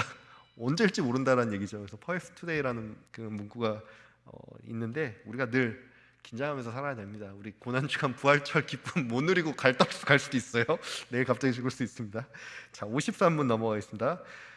자, 이제 53분부터는 뭐라고 했죠? 53분부터는 성령이에요. 성령 파트예요. 자, 성신께 관하여 성령께 관하여 당신은 무엇을 믿습니까? 첫째, 성신은 성부와 성자와 함께 참되고 영원한 하나님이십니다. 둘째, 그분은 또한 나에게도 주어져서 나로 하여금 참된 믿음으로 그리스도와 그의 모든 은덕에 참여하게 하며 나를 위로하고 영원히 나와 함께 하십니다. 읽으면 바로 무슨 내용인지 이해가 되죠. 성령을 믿는다는 것은 이런 의미다라는 건데 현재 위치를 제가 중간 점검 차원에서 적어놨어요. 그래서 23에서 25문까지가 사도신경 조항들 전반, 성부 파트가 26에서 28문, 성자 파트가 29에서 52문인데 방금 끝났죠. 그래서 29에서 34문은 예수님의 위격에 대해서, 그러니까 예수님 어떤 분인가, 그분의 호칭을 통해서 알아봤고, 35에서 52문은 예수님께서 어떤 일을 하셨냐, 그 사역에 대해서 알아봤는데 낮아지심과 높아지심 두 부분이 있다라고 했죠. 그래서 높아지심 52문까지 방금 끝났어요. 자, 현재 위치는 그럼 어디냐? 사도신경 조항들 중에 성령 파트입니다. 53문에서 58문이고 이 53문에서 58문은 우리가 성령을 통해서 성도가 무엇을 믿는지에 대해서 밝히고 있어요. 이 53문에서 58문에서 첫 번째는 우리가 성령님 자체를 믿는다. 53문.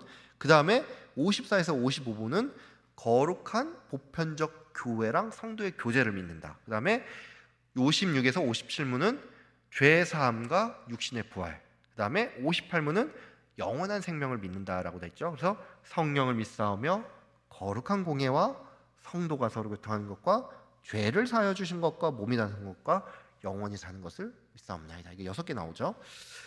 성도가 그러니까 거룩한 공예를 믿는 것, 죄를 사하여 주시는 것 믿는 것, 영원히 사는 것을 믿는 것은 성령의 역사입니다. 그러니까 내가 믿겠다고 해서 믿어지지가 않아요. 내가 믿겠다고 해서 믿어지지가 않아요. 보면은 그럴 때 있어. 죽는 그 순간까지 야, 나는 어떻게 해도 안 믿겨진다 하면서 돌아가시는 분 있잖아요. 그러니까 성령의 역사가, 그러니까 자기 의지가 아니에요. 이게 성령의 역사입니다. 내 의지와 노력으로 믿는 게 아닙니다.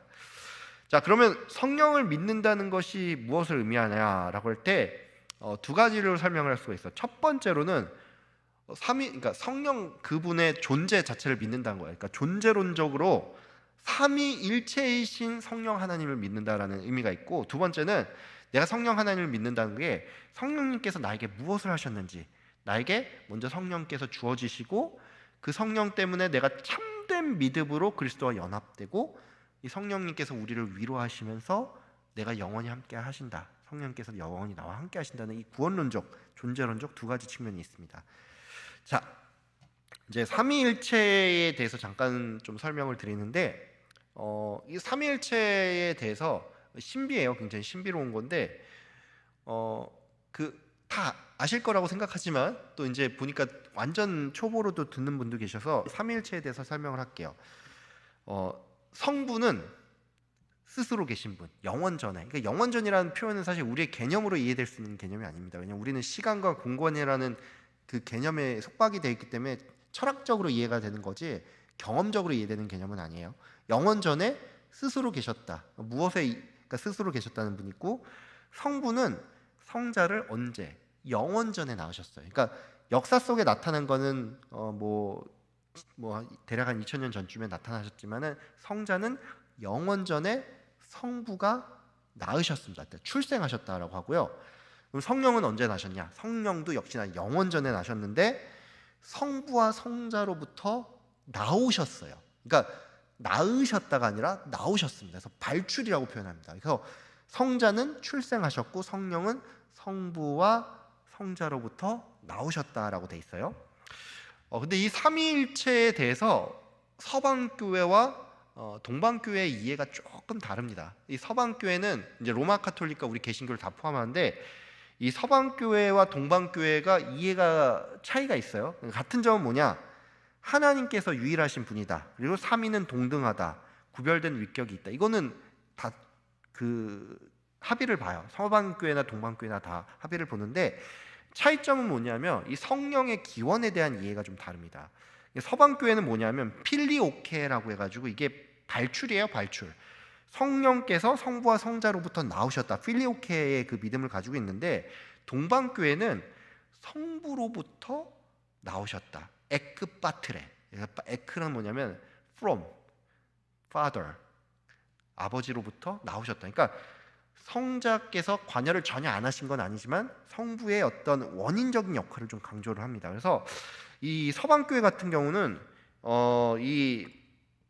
이거 거꾸로 써 있네요. 밑에 죄송합니다. 이거 거꾸로 써 있어요. 성부의 원인적 역할을 강조가 이게 동방교회예요. 밑에 죄송합니다. 그러니까 뭐냐면은 그 삼위일체를 인정할 때 좀 더 성부에 집중을 하는 게 동방교회예요. 동방교회는 성부에 좀 집중을 하다 보니까, 자, 예수님 영이시죠. 영이시잖아요. 근데 성자와 성령은 우리에게 좀 더 와닿잖아요. 성자는 몸으로 보이는 예수, 눈으로 보이는 예수님으로 오셨고, 성령 우리와 함께 항상 거하시기 때문에 좀 더 와닿는데, 성부는 우리가 하나님을 많이 말을 하고 있지만 영이시기 때문에 조금 더 뭐라고 해야 되지?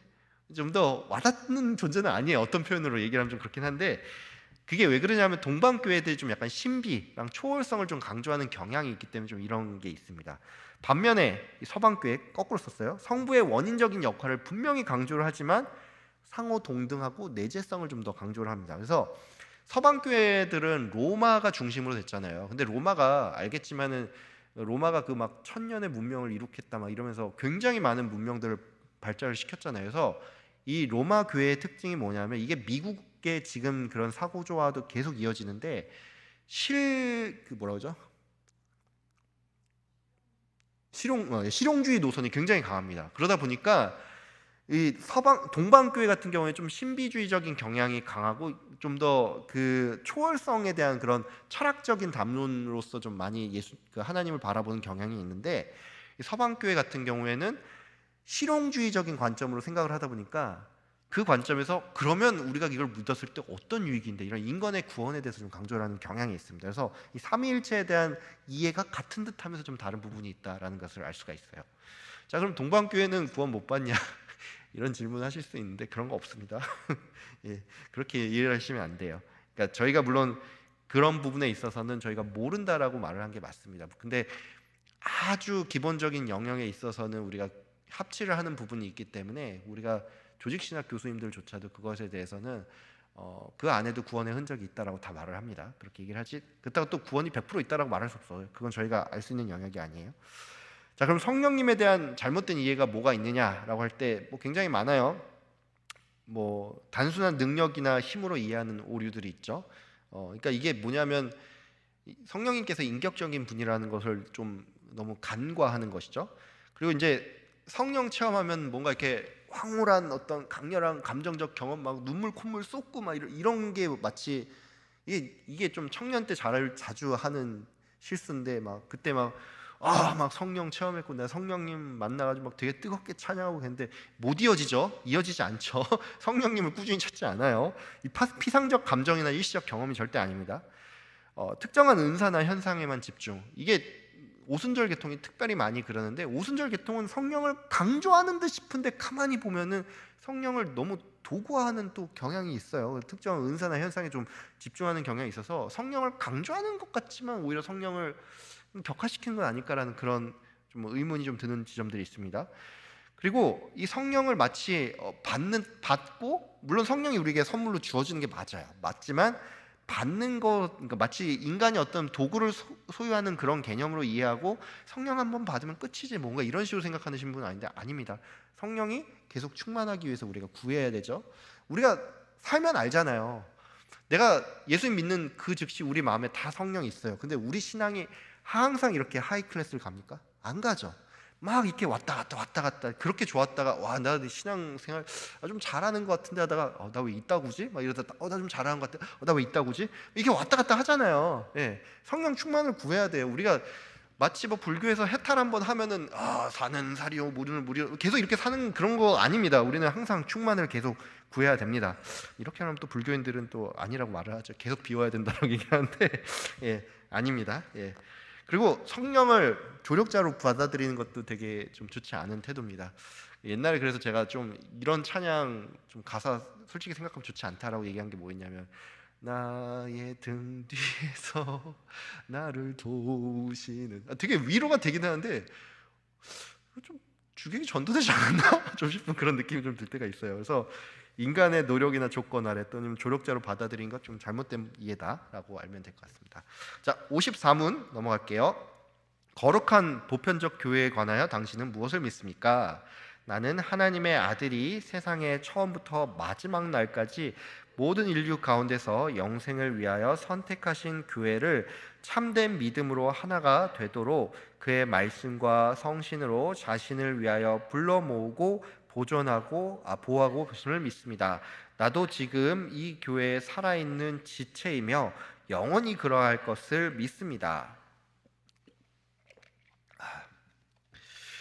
자, 거룩한 공예를 믿는다라는 이 표현이 있는데, 자, 성령을 믿사오며 거룩한 공예와 그다음 뭐죠? 성도가 서로 교통하는 것과 죄를 사하여 주는 것과 몸이 다시 사는 것과 영원히 사는 것을 믿사옵나이다. 자, 목적어가 몇 개 들어가죠? 지금 되게 많이 들어가죠. 성령을 믿사오며 거룩한 공예와 성도, 이게 5개가 들어가잖아요. 그러니까 한글은 읽다 보면은 내가 거룩한 공예를 믿는다는 사실을 잘 이해를 못할 때가 있어요. 왜냐하면 거룩한 공예와 성도가 서로 교통하는 것과 서로가 서로 교통하라는 것인지, 이게 왜냐하면 믿습니다가 제일 끝에 나오잖아요.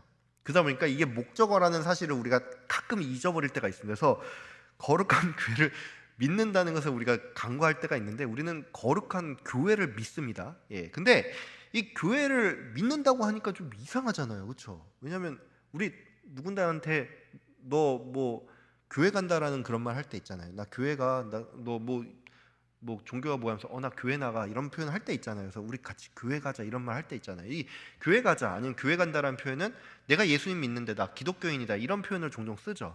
근데 교회를 믿는다라는 표현 우리 잘 안 하잖아요. 그렇잖아요. 근데 이 교회를 믿는다는 건 뭐냐면은 교회를 마치 우상화해서 믿는다는 게 아니에요. 로마 카톨릭은 좀 그런 경향이 있지만 교회를 우상화해서 믿는다는 게 아니고, 하나님을 믿는다는 건 되게 명확하죠. 신앙의 유일한 대상으로 우리가 믿는다는 것이고, 교회를 믿는다는 것은 하나님께서 선택한, 창세로부터 선택한 그 무리가 있다. 그러니까 하나님께서 세우신 그 단체가 있다는 것을 믿는 겁니다. 그래서 이걸 다른 표현을 하면 성경에서부터 배우는 이 교회에 대한 교훈과 가르침을 우리가 믿는다라고 고백을 하는 거예요. 그러니까 교회를 믿는다는 것은 이 교회 자체를 어떤 우상하거나 믿는다는 개념이 아니라 하나님께서 선택하신 그 무리로서 교회가 있다는 것을 믿고 교회와 관련된 모든 가르침을 우리가 믿고 따른다라는 그런 의미가 있습니다.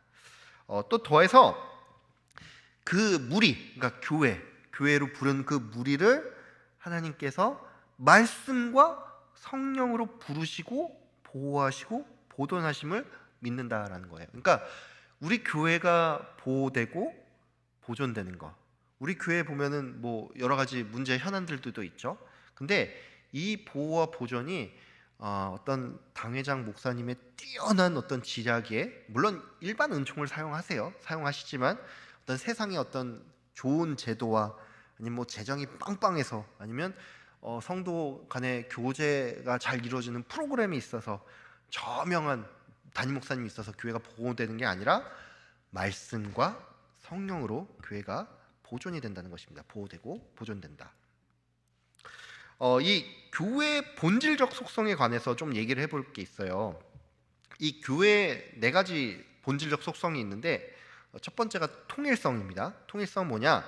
그리스도 안에서 성령으로 말미암아 연합이 이루어져 있다, 통일되어 있다라는 의미가 있고, 거룩성은 뭐냐? 우리가 죄로부터 구별되어 하나님의 것으로 선택된 공동체이다라는 의미가 있고, 다음에 보편성은 뭐냐? 시간, 공간, 문화, 인종을 초월해서 동일한 믿음을 가지고 있는 고백하는 공동체. 그러니까 내가 아프리카에 있다라고 해서, 내가 조선시대에 있다라고 해서 다른 믿음을 고백하거나 다른 그런 게 아니라 보편적인 그런 믿음으로 고백을 한다는 것이죠. 그럼 사도성도 있습니다. 사도성 뭐냐? 교회가 사도들의 가르침과 신앙을 계속 잘 따른다는 거죠. 사도 자체가 중요한 게 아니야. 예수님의 가르침을 따른다는 얘기예요. 예수님의 가르침을 사도가 받았기 때문에 사도성은 예수님의 그 가르침을 따른다라는 건데, 자 54문에 보면 거룩한 보편적 교회라고 나오죠. 그러니까 이게 거룩성과 보편성에 대한 설명이 바로 이 54문에 대한 이야기입니다. 참고로 이 거룩한 교회라는 이 표현이 거룩한 보편적 교회에서 이 보편적 교회를 영어로 번역본 보면 캐톨릭이라고 돼 있어요. 캐톨릭. 캐톨릭이 보편적이라는 의미를 가지고 있는데 보통 천주교들이 자기를 캐톨릭이라고 부르죠. 근데 아니죠. 사실 우리가 말하는 이 교회의 본질적 속성을 굉장히 많이 깨고 있죠. 사실은 깨고 있기 때문에 우리는 그래서 아마 그럴 거예요. 왜 이 교회에서는 카톨릭을 부를 때 카톨릭을 안 부르고 계속 로마 카톨릭이라고 부르지? 이렇게 얘기를 할 텐데 이게 구분 짓는 겁니다. 정말로 그들이 카톨릭이었으면 우리가 카톨릭이라고 부르죠. 근데 그러지 않은 요소들이 너무나도 많기 때문에 우리는 구분해서 부른다는 의미로 로마 카톨릭이라고 부릅니다. 자, 그리고 교회의 그 본질적 속성에 대해서 얘기했는데, 교회 참된 표지에 대해서도 좀 얘기를 할게요. 이게 조직신학에서 교회론에 대해서 얘기할 때 하는데, 교회 참된 표지는 뭐냐? 어떤 교회가 참된 교회인지 식별할 수 있는 그 특징이 표지라고 합니다. 그래서 교회 참된 표지는 크게 세 가지가 있어요. 첫 번째, 말씀을 순수하게 선포한다. 두 번째, 말씀에 따라 성례를 올바르게 시행한다. 세 번째, 말씀에 따라 신실하게 권징을 실시한다. 그래서 이거를 두 개로 보는 사람도 있고 세 개로 보는 사람도 있고 하나로 보는 사람도 있는데, 칼빈 같은 경우 이렇게 세 개로 나눴어요. 근데 이게 보면은 공통된 말이 여기 있어요. 보시면 말씀이 다 공통되죠. 그래서 말씀을 그냥 말씀 하나로, 교회 참된 표지는 말씀이라고 하나로만 얘기하는 사람도 있습니다. 왜냐하면 말씀 선포는 그야말로 말씀 선포고, 말씀이 눈에 보이는 예식으로서 하는 게 성례이고, 말씀의 신실한 수행이 권징이다라고 얘기를 해서 모두 다 말씀이라고만 그냥 얘기하는 사람도 있습니다. 근데 보통 이렇게 나눠요. 교회 참된 표지는 이것이다. 그러니까 우리가 이 교회의 참된 표지, 그리고 교회의 그 본질적 속성 네 가지에 대해서 배웠는데, 그래서 우리가 좀 생각해 볼 주제가 있어요. 뭐냐면 이 교회의 보편성과 관련해서 이 시대의 교회들이 사실 개혁교회, 개신교들이 사실 우리 교회도 그렇지만 당장에 우리 여기 화성교회 있고 바로 옆에 그리스도교회 있잖아요. 근데 개교회 중심으로 좀 흘러가는 경향이 있잖아요. 근데 우리가 보편성을 좀 많이 좀 이렇게 생각을 해봐야 되는 부분이 있고, 그런 의미에서 어느 교회 갔더니만 뭐 되게 좀 막 그 목사님 막 되게 유머가 넘치더라. 어떤 교회 갔더니만 막 프로그램 되게 화려한 거 있더라. 거기 갔더니만 오르가니 끝내줘 막 이러고, 어떤 교회 갔더니만 뭐 어떻고. 개성 있는 교회가 좋은 교회가 아닙니다. 우리가 좀 잘못 생각하는 게 있어요. 근데 그 개성 있는 교회가 물론 본질을 잃지 않는다는 선에서 그 개성 있다라고 하면 괜찮을 수가 있는데, 참된 표지가 있는지, 그 본질적 속성이 있는지를 생각했을 때 그걸 어긋나서 개성 있는 게 좋다? 아니에요. 절대 아닙니다. 그 개성 있는 교회가 좋은 교회가 절대로 아닙니다. 그리고 우리가 또 생각해 볼 주제인데, 이 교회의 거룩성과 관련해서 생각을 해봐야 돼요. 이 한국 교회가 굉장히 많이 분열이 많이 났죠. 근데 조금 첨예한 주제이긴 한데, 그 신사참배 문제로 인해서 굉장히 많이 갈려졌잖아요. 갈려졌고, 사실은 어떻게 말하면 합신은 정확히 말하면 이게 통합 측이 있고 합동 고신 측이 있고, 우리는 사실 합동에서 또 나왔기 때문에 합신이긴 한데, 우리는 어떻게 보면 그 역사적인 맥락에서 볼 때는 우리는 반대한 사람의 그걸 계보를 따라간다라고 생각을 할 수가 있긴 한데, 이제 가만히 좀 생각해 볼 주제는 뭐냐면은, 그 찢어진 이유가 이제 사실은 그게 표면적인 이유가 됐어요. 그래서 교회의 거룩성을 해치는 행위를 했기 때문이다라고 얘기를 했는데, 그게 정말로 맞는 말인지는 한번 좀 생각해 볼 필요가 있습니다. 왜냐하면 그렇게 얘기할 때 좀 신학적으로 엄밀하게 얘기를 하면, 이제 이거 어디 얘기하지 마세요. 왜냐하면 좀 굉장히 논쟁이 될 수가 있기 때문에, 이 교회의 거룩성이 성도의 거룩성으로 좌우되는 게 아닙니다. 성령님께서 거룩하게 하신 것이고, 고린도전서 보면 고린도 교회가 어떤 교회였죠? 성도가 거룩한 교회가 아니었어요. 성도는 진짜 개차반인 교회였습니다. 그러니까 에베소 교회도 그랬고 다 대부분의 교회들이 문제를 안고 있었어요. 그러니까 근데 그것 때문에 갈려지는 게 이 거룩성이라는 측면으로 그걸 얘기를 하는데, 사실 그게 거룩성의 측면에서 맞는 얘기인가는 좀 생각을 해봐야 된다는 것이죠. 오히려 물론 성도는 거룩해지기 위해서 절대로 노력해야 됩니다. 근데 거룩성의 문제로 그거를 갈린다라는 거는 좀 다른 문제라고 생각을 해요. 그래서 오히려 논의하고 회개하고 오히려 보편성과 통일성을 가지고 하는 게 맞지 않았을까라는 그런 생각도 합니다. 그러니까 예를 들어 뭐 WCC 문제 뭐 이런 것도 있지만, WCC로 갈리는 게 최선이었을까?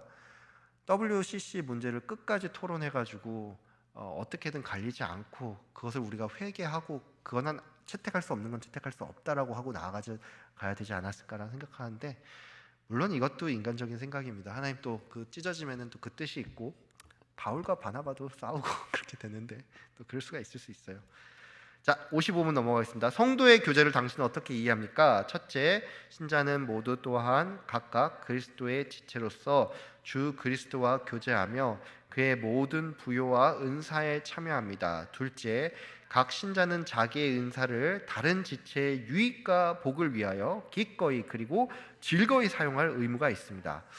이 성도의 교제는 두 가지가 측면이 있어요. 하나는 수직적, 그러니까 수직적인 교제예요. 뭐냐? 예수 그리스도의 지체로서 그의 머리가 그의 머리가 되시고, 우리가 수직적 교제가 어디서 많이 이루어지죠?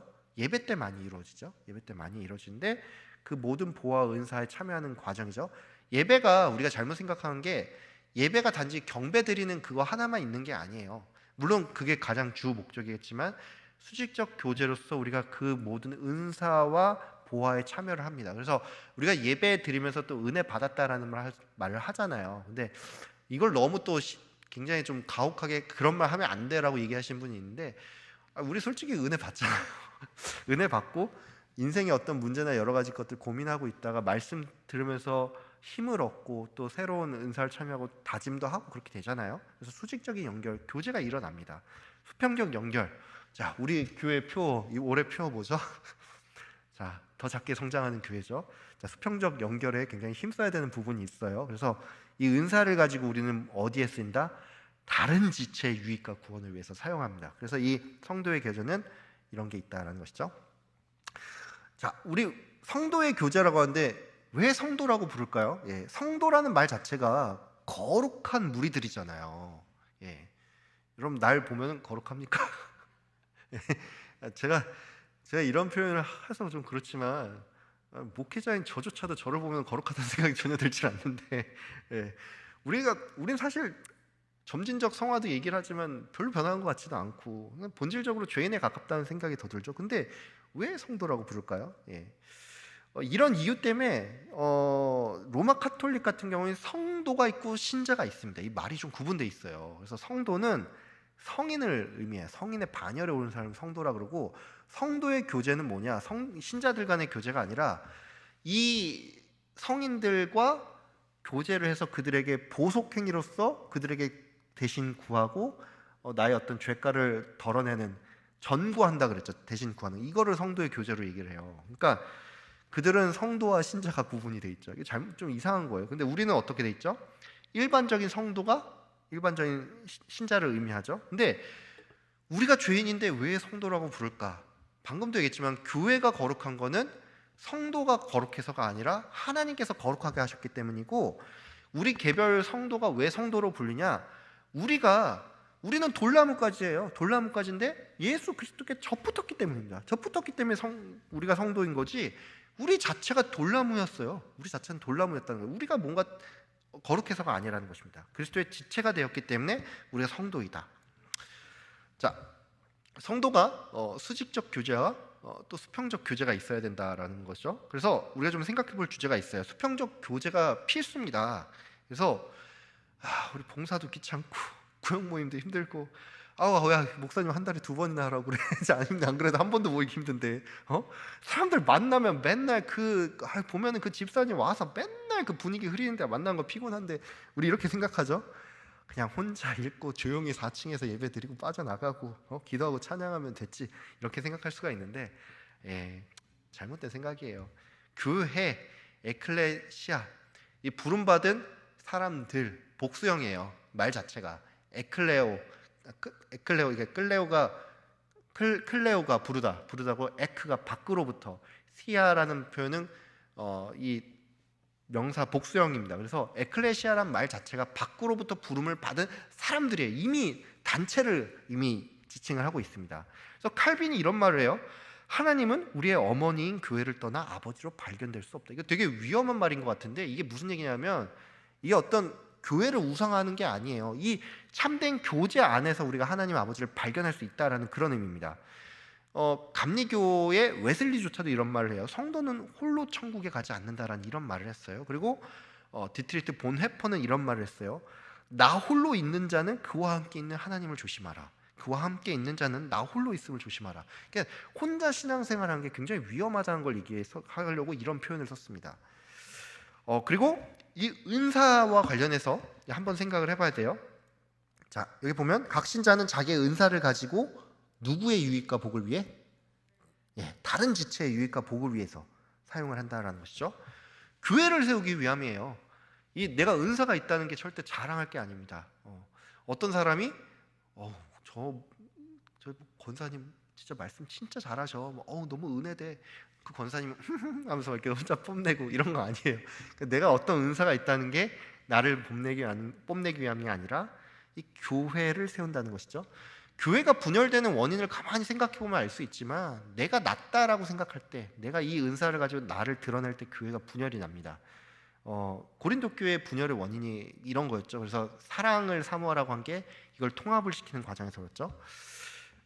이 사랑의 교회가 여의도 순복음교회 강단 교류 이야기, 이게 무슨 얘기냐면 시간 또 못 되는데, 이게 이제 공식적인 얘기는 아니에요. 찾아보면 안 나와요. 저도 예전에 오카 목사님 설교를 진짜 많이 들었기 때문에 예전에 얘기를 했는데, 오 목사님이랑 그 조영기 목사님이 서로 2002년 3년 이럴 때 강단 교류로 서로 그 교회 가서 그걸 했습니다. 그래서 오카 목사님은 참 은사 중요하고 성령 중요한데 우리 말씀을 좀 강조한다 해가지고 말씀에 대해서 되게 많이 얘기를 하셨고, 이 조영기 목사님은 성령의 뜨거운 역사 이런 거에 대해서 이제 물론 왜냐하면 그러니까 의도는 다 좋죠. 왜냐하면 너무 말씀을 중요시하는데 차가운 신앙이면 되면 안 된다. 뜨겁게 또 그런 얘기를 하고 왔어요. 근데 여의도 순복음교회에서는 되게 좋은 방향으로 그게 흘러간 것 같아요. 그게 영향이 이후로는 그게 되게 좋은 게 됐는데, 그 오카노 목사님이 사석에서 얘기를 했나, 그걸 어떤 설교 시간에 얘기를 했나, 그걸 하고 나서 교회 안에 약간 은사주의자들이 좀 일어나가지고 교회를 좀 시끄럽게 만들더라라는 그런 얘기를 하시더라고요. 이거 오피셜은 아니에요. 저도 들은 얘기예요. 이거 찾아도 아마 안 나올 겁니다. 저도 되게 많이 들었기 때문에, 오 목사님 설교를 진짜 많이 들었기 때문에 이 얘기가 나왔는데, 거기에서 이제 이게 뭐냐면 은사주의자들이 성경의 기준에 따라 남을 돕기 위해 교회를 세우기 위해서 그런 게 아니라, 이게 문제가 됐다는 게 뭐예요? 나 은사에 대한 그 열망을 조용기 목사님 와서 확 깨워줬는데 그걸로 자기를 뽐내는 데 갔기 때문에 이런 일이 생겨났다라는 것이죠. 네. 자, 이제 끝이 오고 있습니다. 56문, 죄사함에 관하여 당신은 무엇을 믿습니까? 그리스도께서 하나님의 의를 만족시켰기 때문에 하나님께서는 나의 모든 죄와 내가 일평생 싸워야 할 나의 죄악된 본성을 더 이상 기억하지 않으십니다. 오히려 하나님께서는 은혜로 그리스도의 의를 나에게 선물로 주셔서 결코 정죄함에 이르지 않게 하십니다. 죄 용서의 가장 핵심은 하나님께서 잊으신다는 거예요. 예. 하나님께서 좀 이렇게 깜빡깜빡 잘하셔서 잊으신다는 그런 말이 아닙니다. 담임 목사님 죄송한데 담임 목사님 진짜 깜빡깜빡 잘하시거든요. 예, 진짜 잘하세요. 진짜 잘하셔가지고 최 목사 이거 했어 해서 했잖아요. 근데 진짜 웃긴 게 뭔지 알아요? 저도 깜빡깜빡을 잘하거든요. 그래서 담임 목사님 뭘 깜빡하고 물어보세요. 근데 저도 했는데 기억이 안 나는 거여서 이러면서 딱 되게 혼날 때가 있어요. 그런데 생각보다 했는데 저도 깜빡해가지고 예, 근데 하나님께서 잊으신다는 거는 깜빡하신다는 게 아니라 더 이상 기억하지 않으시겠다라는 것인데 이게 죄의 용서는 이 성도의 교제와 깊은 관련이 있습니다. 왜냐하면 우리가 교회 회원이 됐는데 내가 죄인이잖아요. 근데 성도로 이렇게 계속 불린다는 건 뭐냐면 우리가 예수님의 그 지체가 됐다는 것도 있지만 죄의 용서를 받았기 때문에 우리가 성도라는 것이죠. 그래서 정말 중요한 게 뭐냐면 죄의 용서를 받았다는 거는 우리 주관적 느낌이 아니에요. 우리는 주관적 느낌에 굉장히 많이 흔들리고 지금도 그래요. 모두가 그럴 거예요. 아마 모두가 그럴 건데 죄의 용서는 객관적인 사실입니다. 나를 보면은 절대로 죄의 용서를 받았다는 확신이 들지가 않아요. 그래서 그렇잖아요. 왜냐하면 죄의 용서를 받은 것과는 별개로 와, 나 왜 이렇게 염치가 없지라고 느껴질 때가 많잖아요. 왜냐하면 우리가 인생을 살면서 짓는 죄들을 보면은 우리가 100가지 죄를 짓는 게 아니라 우리가 좀 특별히 좀 잘 못하는 양악한 부분들이 있어요. 근데 그런 것들이 뭐 빈도수의 차이일 수는 있지만 계속 우리가 거의 그런 죄들을 짓고 삽니다. 짓고 살기 때문에 나 자신을 보면 절대 죄의 용서에 대한 확신이 들지 않아요. 로마 카톨릭 같은 경우에는 이런 어떤 인간적인 그런 걸 알아서 그런지 모르겠는데 고해성사라는 방식을 택했어요. 그러니까 인간적인 안도감을 주는 거죠. 마치 우리가 나 사실 있잖아, 막 예를 들어 그런 거 있잖아. 짝사랑하는 상대가 있는데 친구한테 나 사실 이렇게 좋아한다 이렇게 딱 말하고 나면 괜히 막 말하고 나서 막 마음 편해지고 막 그런 거 있잖아요. 막 혼자 끙끙 앓고 있다가 진짜 친한 친구한테 사실 나 걔 좋아해 막 이러면서 딱 얘기하면 막 마음이 뭔가 풀리고 막 그런 거 있잖아요. 그런 거예요. 막 죄를 지었는데 마음이 무거운데 딱 보니까 이렇게 얼굴도 안 드러나 이렇게 딱 문 닫고 있는데 똑똑똑 해가지고 예 들어오십시오 딱 해가지고 이렇게 문 닫혀 있어요. 그래서 자매님 형제님 무슨 문제가 있습니까 얘기를 해보십시오. 신부님 사실은 제가 말입니다 하면서 이게 딱 고백하면 뭔가 마음은 편해 인간적인 안도감은 준다라는 것이죠. 근데 여기에 죄사함의 권세는 없어요. 근데 이 신부들이 막 죄사함의 권세가 있죠. 그 예수님께서 이렇게 하는데 죄사함을 받으셨습니다. 그런데 보속행위로서 앞으로 교회 봉사 뭐 한 달 동안 뭘 하십시오 뭐 이런 식으로 주잖아요. 이게 인간적인 되게 컨설링은 되지만 이 죄사함의 은혜는 없다는 것이죠. 주관적인 기쁨은 좋지만 객관적인 사실이 아니에요. 객관적인 사실은 우리가 어디서 찾아야 됩니까? 말씀에서 찾아야죠. 자, 이사야 43장 25절에 뭐라 나왔냐? 곧 나는 나를 위하여 누구를 위하여? 나를 위하여 너의 허물을 지우는 자니 너의 죄를 기억하지 아니하리라. 하나님께서는 자기의 영광을 위해서도 그러니까 바꿔 말해서 너희들 게 아니라 모든 것이 다 나를 위해서 너의 죄를 내가 기억하지 않겠다라고 말씀하세요. 예레미야 31장 34절도 말합니다. 내가 그들의 악행을 사하고 다시는 그 죄를 기억하지 아니하리라. 여호와의 말씀이냐. 이 말씀하시고 있잖아요. 이제 구약 때도 이미 신약 때 돼서 얘기한 게 아니에요. 구약 때도 이미 말씀하신 거예요. 자, 그럼 예수님께서 우리의 죄를 사하셨으니까 우리는 방종해도 되는가? 예, 절대로 그러면 안 되겠죠. 형제들아 너희가 자유를 위하여 부르심을 입었으나 그러나 그 자유로 육체의 기회를 삼지 말고 오직 사랑으로 정노릇하라. 로마서 유명한 말 있죠. 은혜를 더하게 하려고 죄에 거하겠느냐? 결코 그럴 수 없다. 베드로전서 2장 16절 너희의 자유로 악을 가리는 데 쓰지 말고 오직 하나님의 종과 같이 하라라고 그런 말을 하죠. C.S. 루이스 같은 경우는 이 Mere Christianity, 그러니까 순전한 기독교라는 그런 책에서 이런 표현을 해요. 이거 정확한 표현은 아니에요. 제가 이게 정확한 표현은 아닌데 이런 비슷한 말을 했어요. Christian can sin. 기독교는 죄를 범할 수는 있다. but he cannot enjoy sin. 죄를 즐길 수는 없다라고 할 수 있어요. 그러니까 우리가 죄를 짓고 나면은 지을 때는 사실 우리가 죄를 지는데 싫은데 막 짓는 거 아니잖아요. 왜냐하면 남 욕할 때 어때요? 좋잖아요. 솔직히 뒷담화 할 때 좋잖아요. 솔직히 말해요. 이게 남 뒷담화 할 때 좋아요, 싫어요? 속 시원하잖아요. 이렇게 뒷담화 할 때 좋잖아요. 우리 좋아요. 죄를 싫은데 막 억지로 범하는 거 아닙니다. 돈을 착복하는 사람들이 착복하고 있는 거 싫어서 착복할까요? 돈 먹을 때 좋잖아요. 좋잖아요. 근데 예수 믿는 사람들은 이거를 즐길 수 없다는 게 뭐냐면 그 순간은 당연히 그 죄의 그 쾌락이 있겠죠. 근데 그리고 나서 어떻게 해요? 괴롭잖아요. 예, 그렇습니다. 이건 방종할 수가 없어요. 그래서 죄사함과 관련해서 우리가 뭔가 할 수 있다, 뭐 보석행위 할 수 있고 뭐 이런 거 할 수 있다 아닙니다. 반대로 값싼 복음주의자가 되지 않기 위해서 우리가 균형 잡힌 시각을 가져야 됩니다. 자, 진짜 마지막 57문 58문입니다. 자, 육신의 부활은 당신에게 어떤 위로를 줍니까? 이 생명이 끝나는 즉시 나의 영혼은 머리 대신 그리스도에게 올려질 것입니다. 또한 나의 육신도 그리스도의 능력으로 일으킴을 받아 나의 영혼과 다시 결합되어 그리스도의 영광스러운 몸과 같이 될 것입니다. 58문입니다. 영원한 생명은 당신에게 어떤 위로를 줍니까? 내가 이미 지금 영원한 즐거움을 마음으로 누리기 시작한 것처럼 이 생명이 끝나면 눈으로 보지 못하고 귀로도 듣지 못하고 사람의 마음으로 생각지 못한 완전한 복락을 얻어 하나님을 영원히 찬양할 것입니다. 예, 육신의 부활은 영원한 생명으로 이어지죠. 그래서 57문과 58문 같이 이렇게 좀 묶어서 했고요.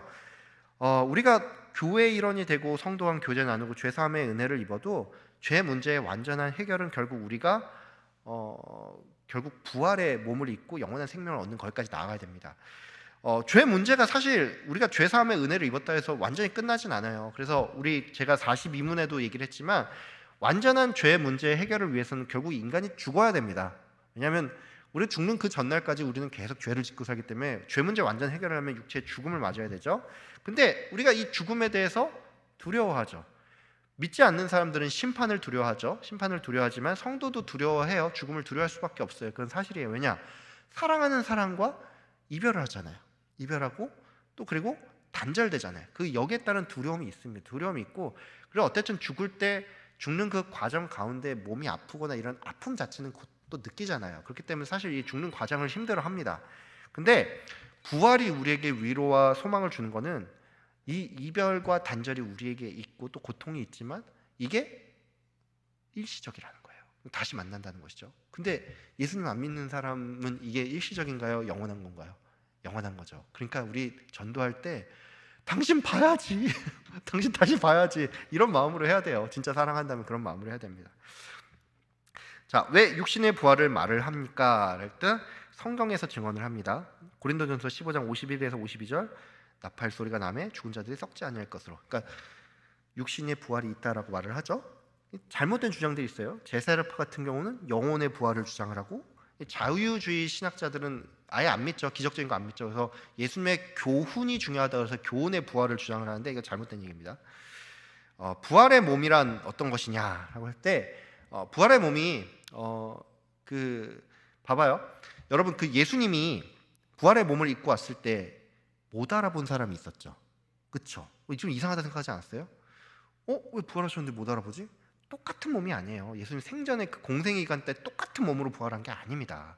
예, 똑같은 몸으로 부활한 게 아닌데, 자, 그러면 이제 제가 얘기를 드릴게요. 부활 시 우리가 죽은 그 육체로 가장 젊었을 때 예쁠 때로 다시 부활하냐? 아니에요. 새로운 몸을 입습니다. 새로운 몸을 입기 때문에 옛날에 좀 잘못 이해했던 교부들은 그래서 초기 기독교 중에 보면은 그러니까 매장이 일반적인 문화이기도 했지만 화장하면 안 된다라고 막 그렇게 얘기하시는 분들이 있었잖아요. 그게 왜 그러냐면 새로운 몸이 아니라 그 몸을 다시 입고 나올 거라고 생각을 했기 때문에 그런 오해가 좀 있었습니다. 그래서 화장을 반대했지만 그런 거 없습니다. 예, 새 몸 입습니다. 새로운 몸을 입는데, 예. 그래서 이 부분에 대해서 이 부활과 관련해서 웨스트민스터 소요리 문답 37문 이렇게 말해요. 신자는 죽을 때에 그 영혼이 완전히 거룩하게 되어 즉시 영광에 들어가고 몸은 여전히 그리스도와 신비한 연합을 상태에서 부활할 때까지 무덤에 쉰다라고 그렇게 표현을 하고 있어요. 그래서 우리 죽으면 어떻게 되냐? 죽으면 어떻게 되냐면은 우리는 의식을 가진 상태로 그 영혼이 낙원의 복을 누립니다. 그래서 근데 아직 부활의 몸을 입지는 않았죠. 그래서 이걸 중간 상태라고 불러요. 그러니까 우리 죽으면 바로 천국 가요. 근데 어떤 사람은 이걸 중간 상태랑 최종적인 새하늘과 새 땅을 구분하기 위해서 낙원과 천국으로 분리해서 말을 하기도 하는데, 뭐 그래서 예수님 우편 강도한테 너한테 낙원에 있을 것이다 이런 말 하잖아요. 그래서 그 중간 상태를 의미한다 뭐 이렇게까지 얘기를 하는데, 뭐 그렇게 되게 시비하게 나눌 필요는 없고요. 사실 우리가 중간 상태, 의식을 가진 상태로 그 영혼이 낙원의 복을 누리고, 이거에 대한 뭐 견해들이 좀 많긴 많아요. 근데 정확하게 성경에서 그 중간 상태에 대해서 정확하게 설명한 건 없기 때문에 뭐 어떤 사람은 뭐 그 영혼의 몸을 입는다 뭐 이런 표현을 하기도 하고, 좀 되게 여러 가지 것들이 있는데 중간 상태에 있습니다. 일단 어쨌든 영혼은 그 복을 누립니다. 근데 예수님 재림 시에는 부활의 완전한 새 몸을 입고 새 하늘과 새 땅에서 우리가 거한다라는 것이죠. 그래서 개혁주의 신학은 연옥 부정합니다. 영혼 수면설, 연혼이 아닌데 영혼 수면설, 수면설, 영혼 수면설입니다. 영혼 수면설은 제세례파나 제7일 안식교 같은 데서 많이 주장해요. 영혼 멸절설은 일반적인 사람들이 이제 뭐 다 끝나면 다 끝이다 뭐 이렇게, 영혼 멸절설 잘못된 겁니다. 영원한 생명은 우리가 기억해야 되는데, 부활이 의미가 있으려면 부활하고 다시 죽으면 안 되죠. 영생이 꼭 있어야 됩니다. 그래서 다시 죽는다면 뭐하러 부활을 해야 되냐. 나사로 얼마나 억울했겠어요. 예? 죽고 나서 어디 갔겠어요? 낙원에 있었잖아요. 근데 다시 살려냈어. 세상에 다시 나왔어. 그런 생각 안 해보셨죠? 예. 근데 제 생각해보니까 나사로 좀 억울하겠는데? 나사로 좀 억울하겠는데? 낙원 갔다가 왜 다시 살다가 세상에서 다시 구원을 줬을까?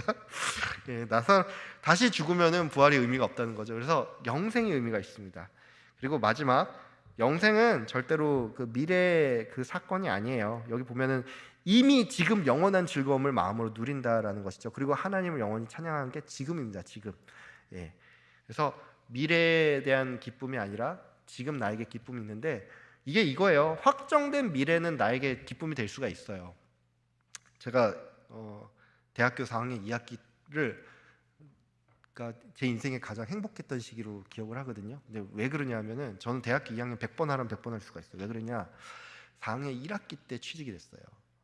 4학년 1학기 때 취직이 돼서 2학기를, 왜냐하면 4학년 2학기 때는 다 취직하려고 다들 정신이 없거든요. 막 토익 준비하고 뭐 자격증 준비하고 막 정신이 없는데, 저는 학교를 가는 게 매일매일 에버랜드를 가는 그런 느낌이었습니다. 그때 진짜 맨날 롯데월드 가는 그런 느낌으로. 왜냐면 학교 가서 수업을 듣긴 듣는데 뭐 내가 아무리 망해도 어쨌든 졸업은 할 거고 졸업은 할 거고 어쨌든 나는 갈 데가 있고, 그래서 4학년 2학기가 정말 인생에서 가장 재밌고 즐거웠던 시기였거든요, 저는.